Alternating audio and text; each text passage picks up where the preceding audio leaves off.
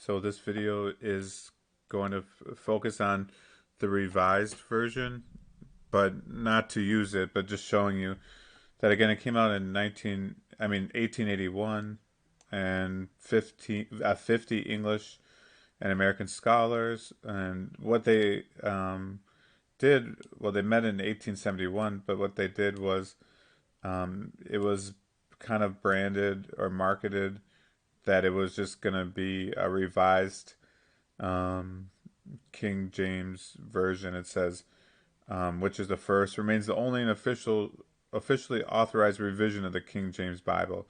But that's kind of what they said for the New King James Bible too. That we're just gonna, revise a few things, and we're not gonna really change anything.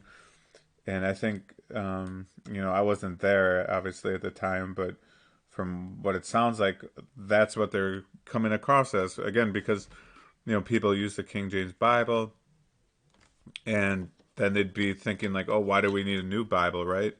So then it's something like, oh, we're just gonna revise a few things, and I don't really know exactly how they marketed it, but that's kind of how they did the New King James, and it sounds like the revised. Well, is that true? So if we go to something like Luke 24:40, and when he had thus spoken, he shewed them his hands and his feet. So this is after Jesus and his resurrection. He rose from the dead bodily in his body, and his disciples, he showed to his disciples his hands and his feet. Why? Because of the nail prints. You have the doubting Thomas that's saying, "Oh, don't be a doubting Thomas." Well, Thomas wanted to see. Oh, he'd only believe if he would see, Jesus and his nail prints, the nail marks from where he was crucified, and then Jesus showed them his hands and his feet. Well, then, okay, so the Revised Standard Version, it's missing. So I'm in a program that can show the King James Bible and then some of the other side by side.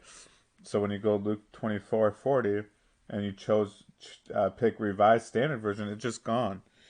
And then there's something like a footnote. Like I said, these footnotes say something like, well, we don't think it should be in there because of the manuscripts thing causing doubt in the Word of God. And it's such a big thing, guys, because this is what someone would see this in 1900s or even now and think, well, why is it missing? And which one is it? Which one should I trust? And what do I do now? And I don't know what to think. Well, I'm just telling you that if you read English, you can use the in King James Bible is the one I say to use, the King James Bible. And look how on the Revised Standard they said it was just a revision, right?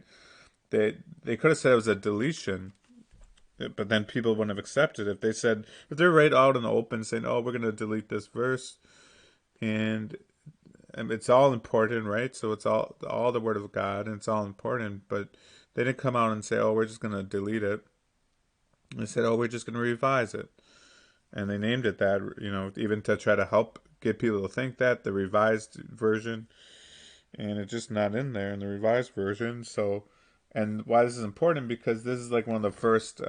It wasn't popular right away, but then I think, from my understanding, they had to try to sell it to the people. Like at first, it didn't go anywhere for a while, but then they started working on it and published it, and then I don't know how many people use it now, but before the American Standard Version, before the English Standard Version, before the New International Version.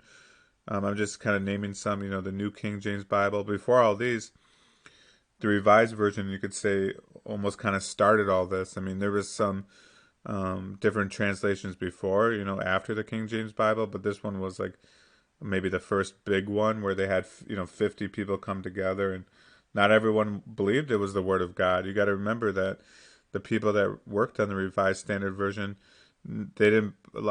Some of those people that were working on it didn't believe that the Bible was perfect, that it was the Word of God. So then they thought, oh, it's just a translation, and I can just change it, or maybe that's why they basically were doing a new Bible, probably because they didn't believe that the King James Bible was the Word of God. Maybe, like I said, some of them, and I don't know about everyone, but maybe someone was on the committee and just they thought, okay, we're just going to change some of this, and they got maybe on the committee, and oh no, we're changing, So I don't know about everyone, but definitely some people didn't believe that it was the word of God, and it's you called it a revision, but I think that's dishonest. And here they deleted Luke 24:40, just deleted it. So I mean, I'm just doing this series, the Bible series, and trying to get people to realize these things. And I thought this would be a good one to cover. That here is one of the first examples of these new Bibles that came out, like sometimes over 300 years later. In this case, almost 300 years. And what do they do? Delete a whole verse, and then they say, "Oh, we're just revising it," and it's not true.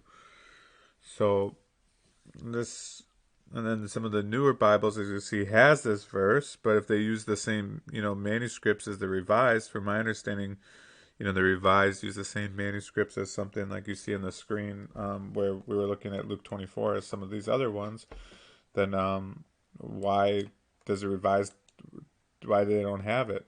So, this has been a warning again. If you about the newer Bibles, and if you read English, use the King James Bible.